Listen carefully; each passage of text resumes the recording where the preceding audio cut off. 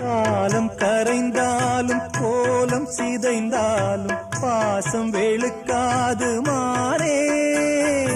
நீரில் குளித்தாலும் நெருப்பில் எரித்தாலும் தங்கம் கருக்காது தாயே.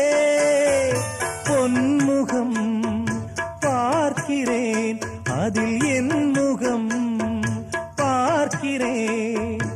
இந்த பொன்மானை பார்த்து கொண்டே சென்று நான் சேர வேண்டும். மீண்டும் ஜென்மங்கள் மாறும் போதும் நீ என் மகளாக வேண்டும். பாசராகங்கள் பாட வேண்டும். பூவே பூச்சூ